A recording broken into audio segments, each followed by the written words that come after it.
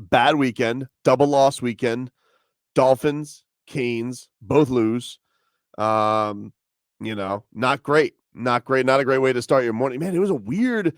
Anybody feel, I know it was daylight saving, so we fell back, but because the football was also early, did anybody feel like it was the longest Sunday known to man? Wow. I thought it was like 2 o'clock when it was 10 a.m. It was like I get up yesterday. I was, first of all, had to do game day uncensored, so we were on at 7 a.m.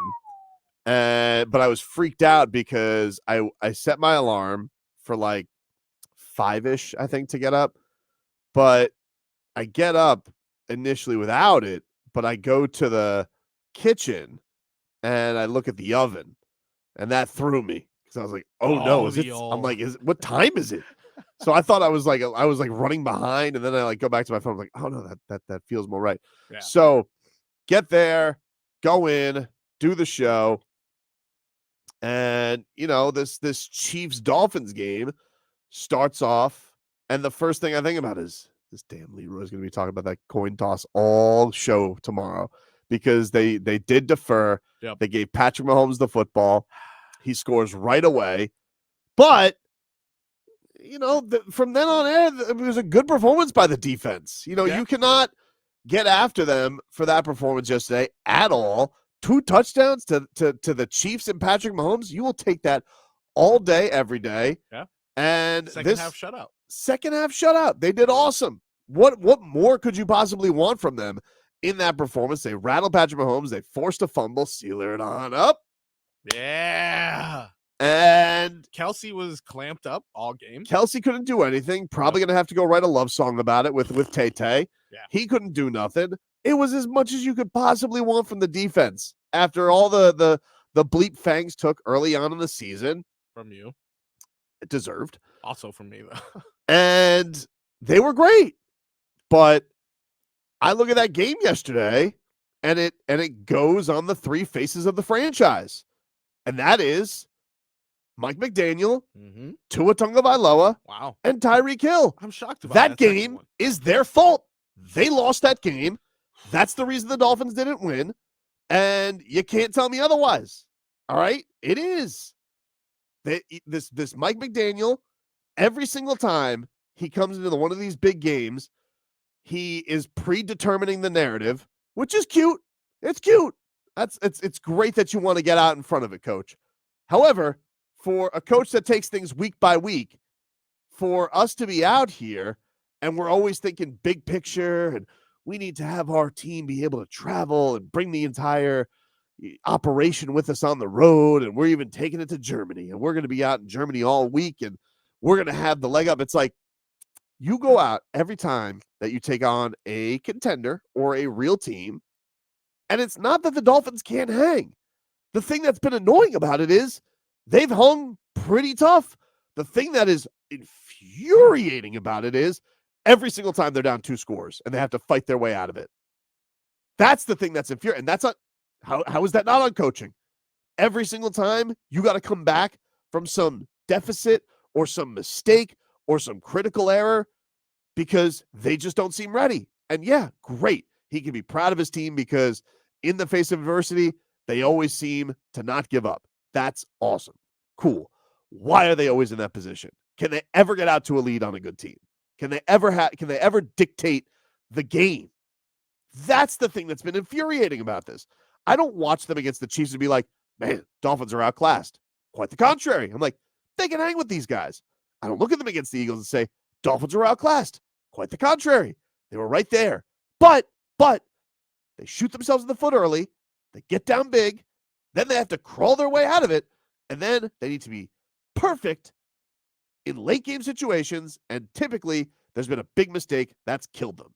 That's what's been infuriating about it. Not they can't hang with good teams. That they very clearly can. They can hang with good teams.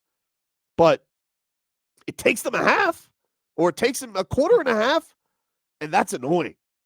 And that's on coaching. So he can be cute. I love the jokes. I love that guy. All right? This is not me saying the guy's a bum. Not me saying that Mike McDaniel's a fraud. Not saying that. I'm not. I don't know. Seems like that's what you're saying, too. It's not what I'm saying. It's literally not what I'm saying. Okay. I'm telling you, I think the guy is good. I love his vibe. I love what he's done for the quarterback. That's all great. But I do think that you have to decide what you are. Is this every week? Is week by week? It's a game by game thing. But also there's a grand picture. There's a big picture. Like, no, you have to choose. And it just feels like to me, he's always got like, he's trying to figure everything out before just figuring out the thing in front of him. And that's been the case now when they get into a showdown with a team that can match him talent for talent. It has been. I think he's very good. I think he's innovative. I think he very clearly has his players' belief. I think they love him. But my God, it's annoying that every single time they get into one of these showdowns, down 14.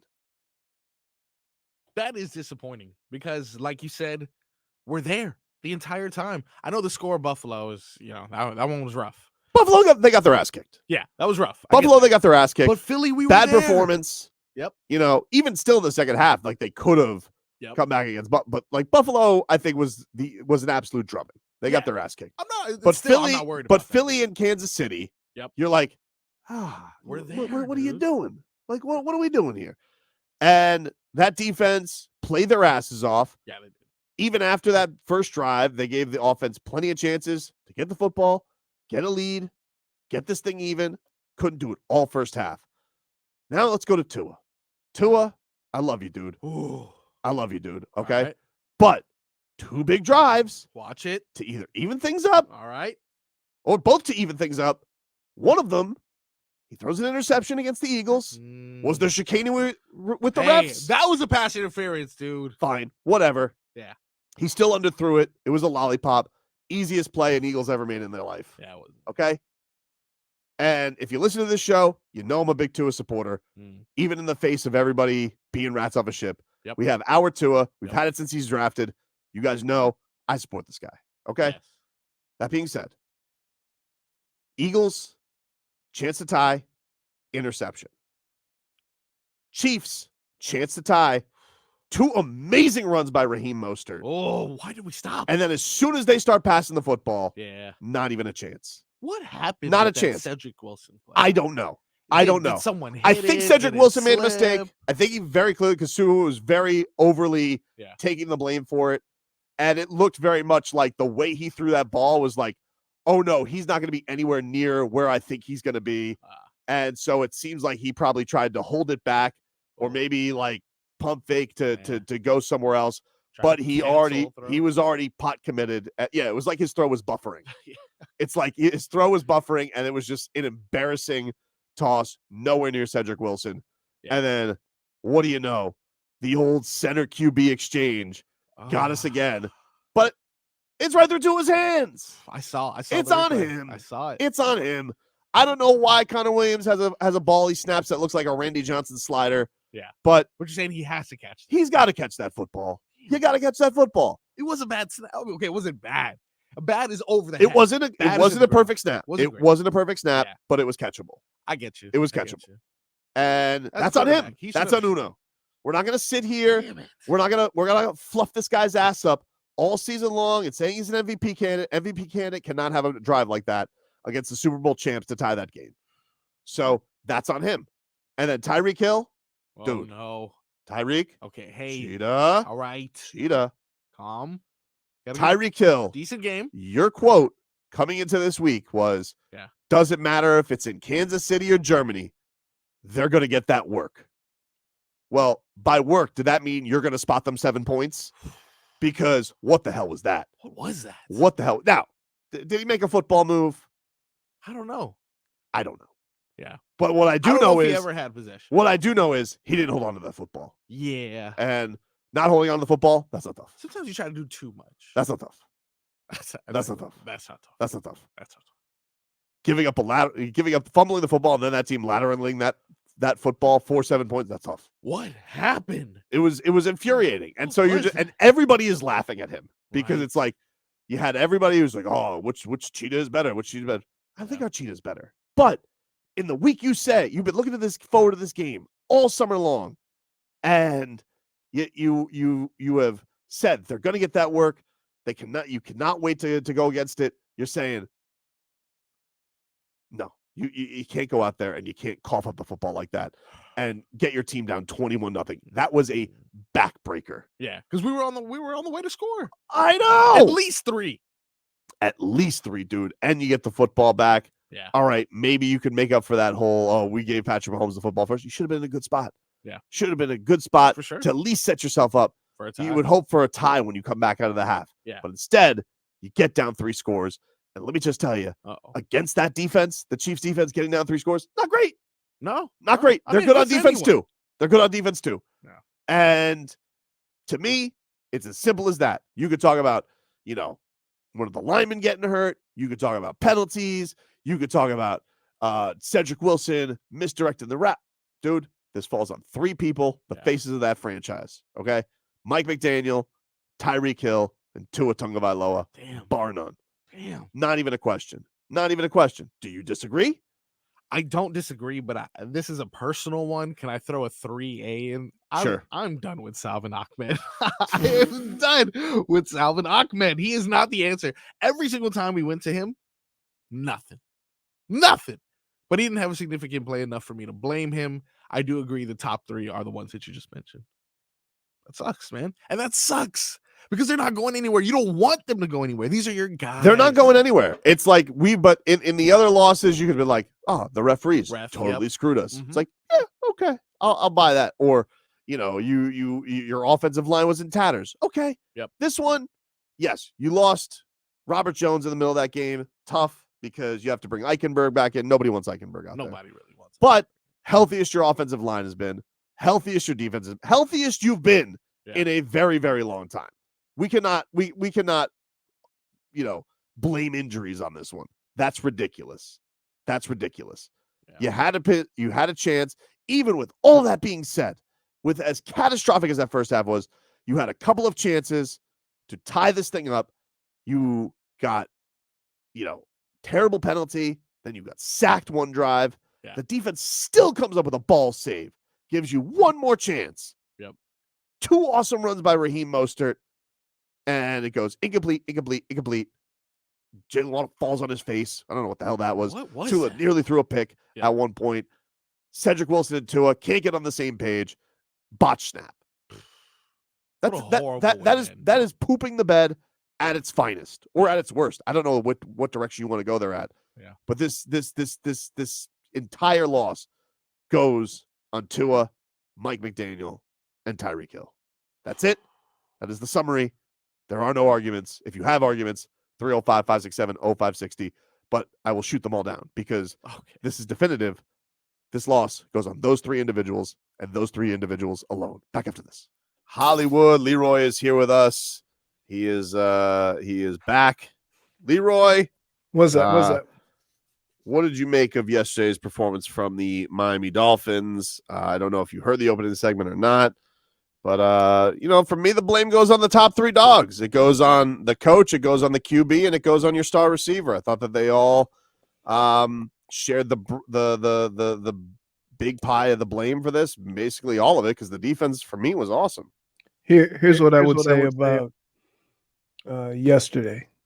One, why on God's green earth would you give the Kansas City Chiefs the ball first? I knew that was going to be the first thing that he said.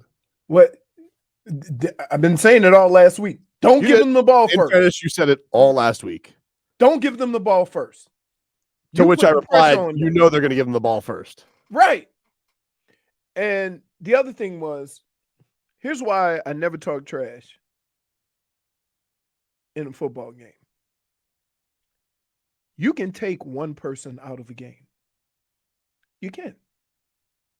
So, Tyreek, going into this game, they probably said, anybody can beat us, not him. Yeah, well, the Dolphins did that to Kelsey. Right. So, you got to prepare for that.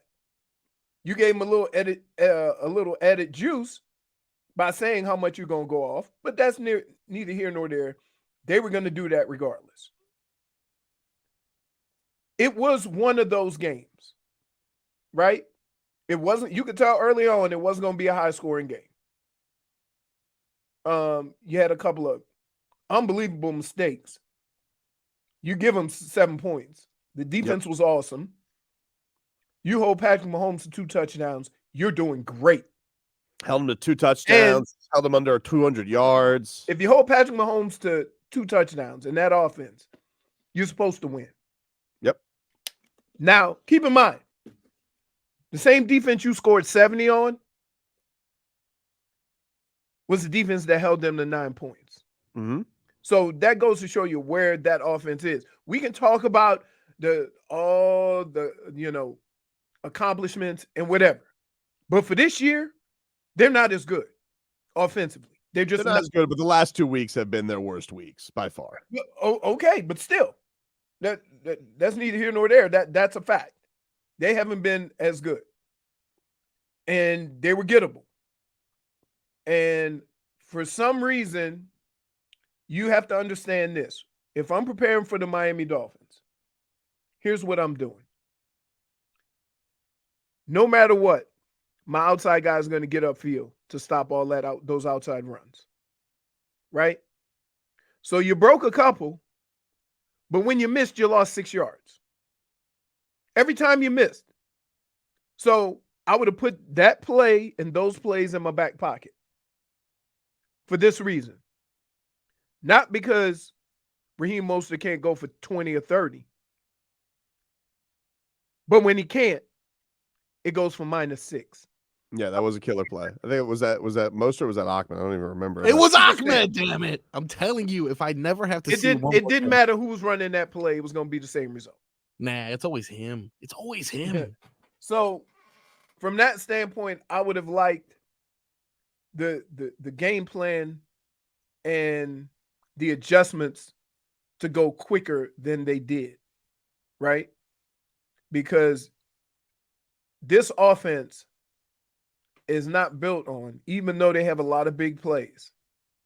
There's no offense in the league built on 2nd and 16. Yeah, they were in long situations. Like they couldn't a lot. Their first 3rd down conversion was what, 4th quarter yesterday? Right. So yeah, or like late 3rd. So from that standpoint, as this game's going on, I'm like, the one thing that we can't have is minus plays, negative plays. And the negative plays didn't really come with sacks. It came with your efforts to run the ball outside, and they did a phenomenal job, Kansas City did, of kind of cutting that off. So I would have scrapped that long before they did.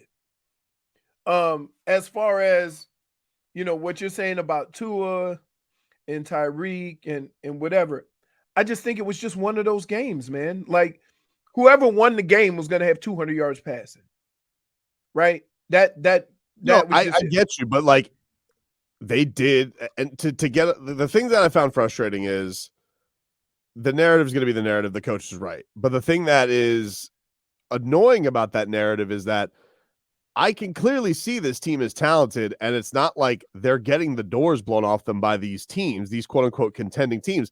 They can't keep getting into 14-point holes against them. Right. You want to know, what I was thinking? After that game, after watching the Breeders' Cup, right? You watched the Breeders' Cup? I watched just the big one. Oh, the classic? Yeah. So here's what I thought. And you hear this all the time in horse racing. He's won a grade 2, now he's stepping up to a grade 1. Right? And the grade 2 horses, all his times may be faster than any of the horses in the grade 1 race. But it's really hard to step up in class like that. And right now, I'm looking at the Dolphins as that team that's trying to get there on a consistent basis and compete with those upper echelon teams who've been doing it year after year. Right. And it's like we say back on the farm, there's a difference between a thoroughbred and a show pony. They're show ponies. No. You don't say that on the farm, dude. That's what they say on the farm, dude. Nah. That's what they say on the farm. It makes sense, but it's not a matter of never. All right, there's another saying we have on the farm. Yeah. You'd rather be the stallion than the teaser. And right now the Dolphins have been nothing but the teaser horse. I feel like I've heard that one. They leave us horny. Okay. All right. We know that it's go time. We got it. But they never seem, as Mike McDaniel put it last week, they never seem to climax. Okay. should have just let you Wait, get the first you one. know what? Here's the worst part. Poor teaser horse. Here's the worst part, Marcos. You think his hot take had more punch because he said, like Mike McDaniel always says? Uh-huh. He always Didn't say tries that. to. He always He tries said to throw. that. He always tries to throw some credibility in there. But that's the thing that annoys me about. Like, I love It's Mike McDaniel, and I get it. But like, yes. you're gonna sit here and you're gonna talk about, well, the narrative's already been determined either way. It's like, dude, okay, but if you're gonna be Mr. If you're gonna be You Mr. think they Week to don't want to week, win though? it's not a matter of not winning. It's not a matter of want to or any of that stuff. It's just that like he's always got some cute response to, well, at least we hung in there. Oh boy. It's like, well, okay, but when are you What do going to come through It's against week- one of these teams? Because It's Leroy, it's week 9 though. What do you want them to? okay, it's week 9. Great. When they have had matchups against both Super Bowl participants last year, Mhm. they had a chance to tie it. Yeah. They yacked on themselves. Yeah. This time around, they had a chance to tie it. And they yacked Yes. on themselves. Yes. And you can't, it can't Yes. always be, but I was Here. proud. I Can it be this? Can it be something as simple as this? As a fan, we want them to be there. But as a team, they're not quite there yet. Right? Could it be that? Yeah, but This is a year and a half. This is a year and a half of Mike McDaniel. And here's what college. He's got wait. And here's the thing that I want to caution you with, right? You can feel however you feel. I'm not even going to dispute it. I can't say that you're unequivocally wrong if that's the way you want to go. No.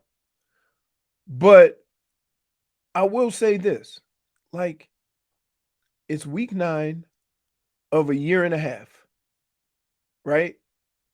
The other thing that those other coaches have is they've been at it a little bit longer.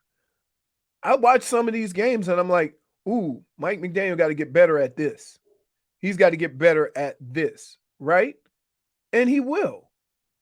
But there's a whole thing that, like, players, coach, they all have to go through it. The most seasoned coach on that staff is Fangs, and you see how now he's got all of his toys back. They played pretty good. Mm-hmm. So I'm like, they're 6-3, right? I understand why everybody is upset. I understand that because the narrative is this. You can't beat one of the upper echelon teams. And I would say to everybody that is an accurate statement so far. Yeah, it's not a narrative. It's true. Like, Yeah, people are gonna say, oh, it's when you say a narrative, it almost feels like, and you're not the only one. The coach is using that term too, where it's like, well, when it's a narrative, it's one of these things that feels like it's got some kind of impression or a body that's maybe not all the way true.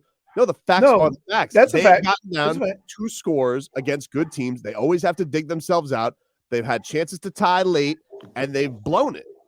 So, and that's the thing that's more infuriating. It's not even a question of, I don't think it's a question of talent, but late game execution against the contenders has been a disaster. Oh, okay. And how long are we going to give them for it to not be a disaster? Is my question. Like, you're making it sound like it's been this way for 7 years, but like, yeah, you don't think they're going to get better at this? I don't know. You don't I think know. so, but I don't know. Have they not improved from year 1 to now? I think they have. The numbers have been crazy, but again, that is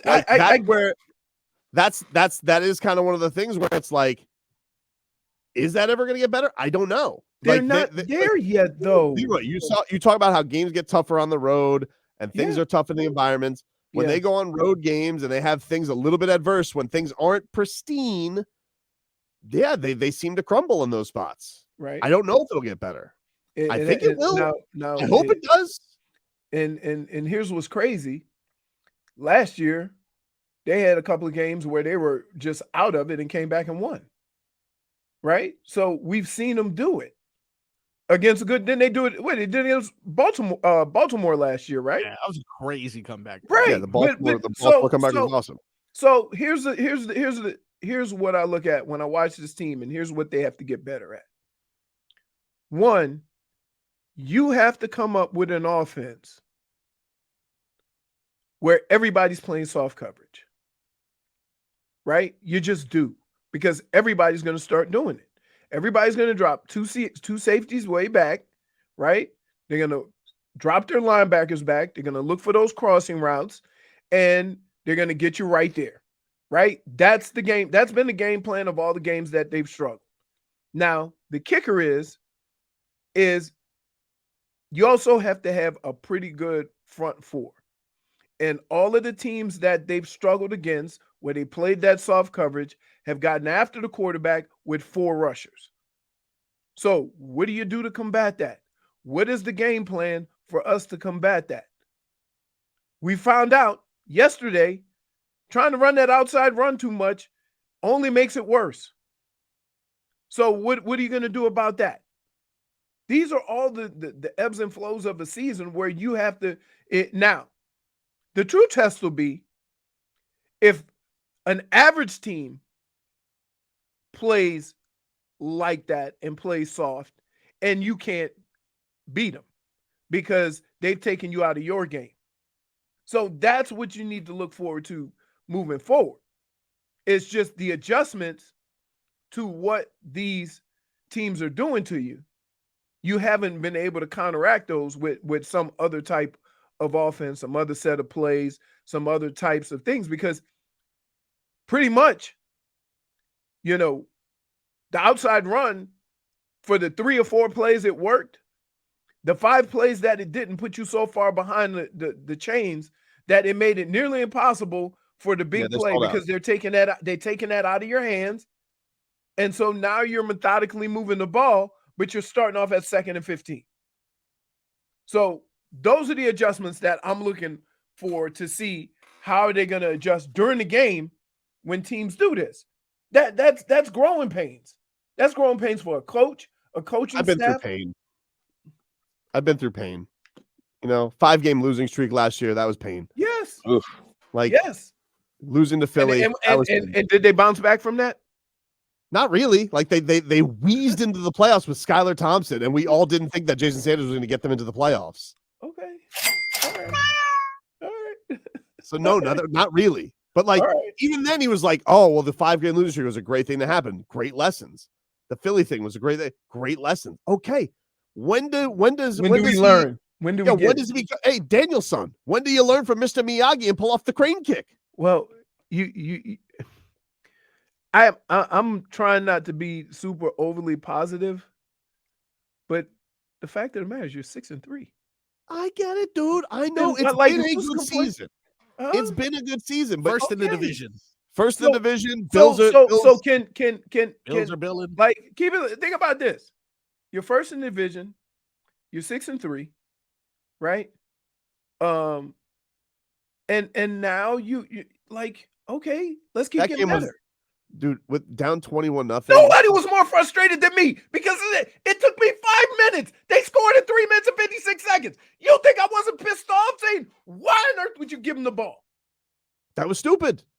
And by the way, they've come out, both of these, they do that all the time. And it's like it feels like every first possession of the second half never works out for them anyway. Right. And that's what I said in the text. I'm like, oh, thank God you deferred to the second half, 3 and out. Who cares if listen, based on how that first half went, right? Who cares if Kansas City get the ball in the second half? You're trying to establish and get a lead to get to halftime because that's where you struggled early on in games. So why would you give yourself an opportunity to get behind the 8 ball already? Tim, what's going on? Hey, so much negativity on a Monday. Can we switch it up to some positive stuff? It depends. What do you got? I mean, we got FSU Miami this weekend. The Seminoles are nope. See, nice try. Nice try, Tim, you rat bastard. Sick of that. Sean, what's up, man? Hey, what's up, guys? Love the show and everything. I just got 2 things to say. with Raheem Mostert celebrating at the end of the game with that run when like clock management needs to be on point there. And then also too, Connor Williams, man, holding out, wanting more money. And get rid of that guy, man. He's a clown, bro. I'd say get rid of him, but then that means Eichenberg snaps the ball. Ah. So that terrifies me. We'll take a break. Hour 2 coming up next.